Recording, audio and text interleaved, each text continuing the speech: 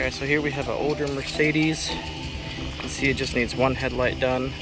So, see, this one's not too bad. Looks like it's just a thin layer of oxidation on the top, so should be fairly quick.